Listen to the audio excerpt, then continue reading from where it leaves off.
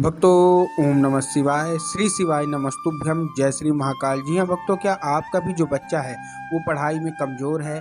आपको समझ में नहीं आ रहा कि हमारा जो बच्चा है पढ़ाई में कमज़ोर क्यों है? आपने उसके लिए बहुत अच्छी स्कूल में उसको डाल रखा है, बहुत अच्छा कोचिंग ट्यूशन दे रहे हैं, लेकिन फिर भी जो आपका बच्चा है वो पढ़ता ही नहीं है। ठीक है ना?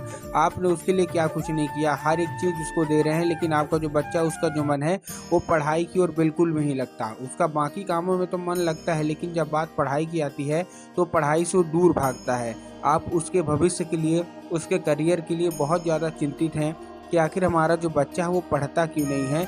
तो आज का ये वीडियो मात्र और मात्र आपके लिए है। देखिए, पिछले कुछ महीनों पहले, जैसा कि आपको पता है, देखिए पूज्य गुरुदेव की जो कथा होती है उसमें लाखों की भीड़ आती है, आप सबको पता है।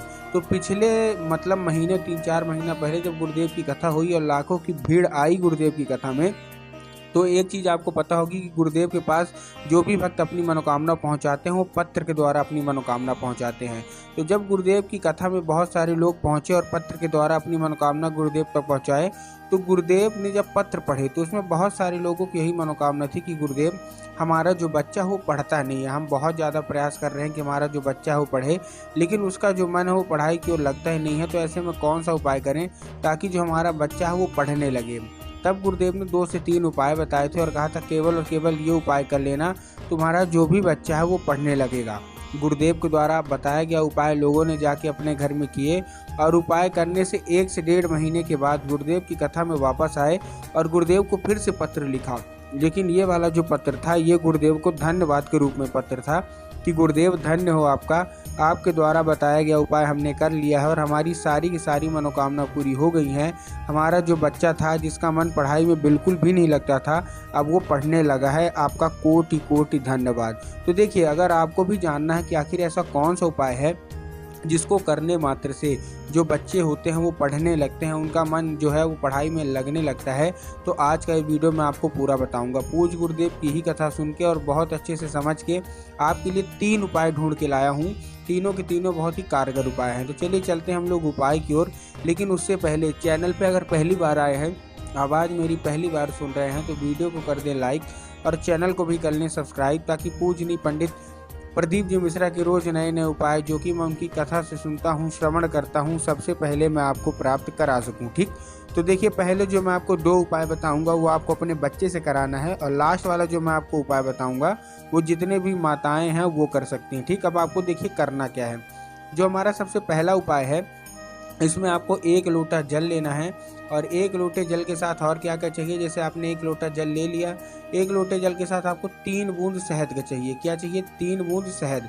अब देखिए, जो आप लेंगे 1 लोटा जल, सबसे पहले तो तांबे के लोटे में जल होना चाहिए। सबसे पहली चीज़, तांबे के लोटे में जल ले लिया। बहुत सारे लोग गलती क्या करते हैं कि वो स्टील के लोटे में जल ले लेते हैं, जो कि पूर्णतः गलत है।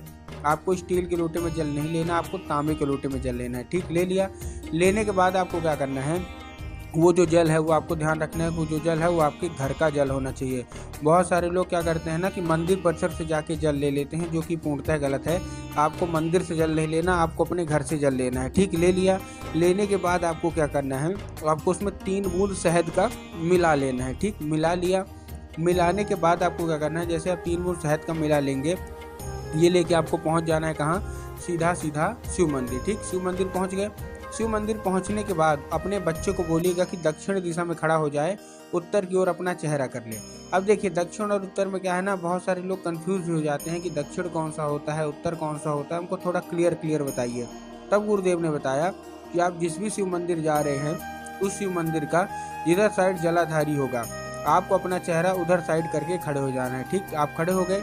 खड़े होने के बाद आपको क्या करना है, खड़े होकर उसको बोलिएगा, देखिए खड़े होके हो गए, उसको बोलिएगा कि तुमरुका माता का नाम। जी हाँ भक्तों, एक माता है जो कि ज्ञान की देवी कही जाती हैं, तुमरुका माता। तो उसको बोलिएगा कि तुमरुका माता का नाम लेके क्या करे, वो जो जल है वो शिवलिंग पर अर्पित कर दे और अपनी जो भी इच्छा होगी, जो भी मनोकामना होगी, सारा का सारा महादेव से बोल दे।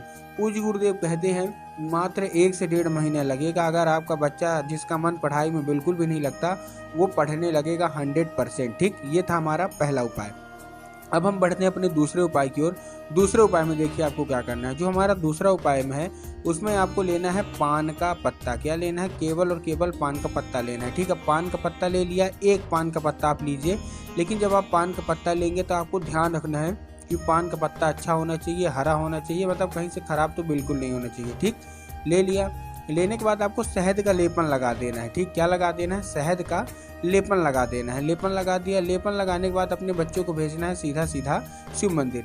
अब देखिए, जैसे आप अपने बच्चों को शिव मंदिर भेजेंगे तो देखिए जो लोग आधा अधूरा उपाय सुनते हैं ना, उनके दिमाग में क्या होगा कि ठीक है हमारा बच्चा शिव मंदिर पहुंच गया, शिव मंदिर पहुंचने के बाद उसको बाबा भोलेनाथ की शिवलिंग पर अर्पित करवा देना है। नहीं, आपको बाबा भोलेनाथ की शिवलिंग पर अर्पित नहीं करवाना। आपको क्या करवाना है? आपको उसको माता अशोक सुंदरी की जगह पर अर्पित करवाना है। अब देखिए, माता अशोक सुंदरी की जगह अगर आपको पता है तो अच्छी बात है, लेकिन अगर माता अशोक सुंदरी की जगह नहीं पता तो ध्यान से सुनिएगा। जो जलाधारी होती है, जलाधारी के दाएं मतलब राइट साइड माता अशोक सुंदरी की जगह होती है। तो आपको करना क्या है? अपने बच्चे से माता अशोक सुंदरी की जगह पे आपको वो अर्पित करवा देना है। ये जो दोनों उपाय मैंने आपको बताया, ये 1 से 1.5 महीना लगातार करना है। फिर देखिएगा महादेव का कमाल। आपका जो बच्चा है, जिसका आपको लगता है कि इसका तो मन पढ़ाई में बिल्कुल भी नहीं लगता, वो 100% पढ़ने लगेगा। ठीक, ये था हमारा कौन सा? ये था हमारा दूसरा उपाय। अब हम आते हैं अपने आखिरी उपाय की ओर। ये आखिरी उपाय भी बहुत ही खास होने वाला है।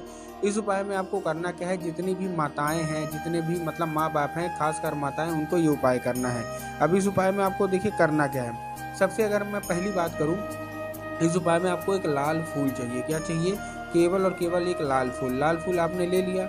लाल फूल लेने के जब आप तो ध्यान रखना है कि लाल फूल कोई सा भी हो, चाहे गुड़हल का हो, चाहे गुलाब का हो, कोई सा भी हो, बस खंडित नहीं होना चाहिए, बिल्कुल मतलब मुरझाया हुआ बिल्कुल नहीं होना चाहिए। ठीक, ले लिया।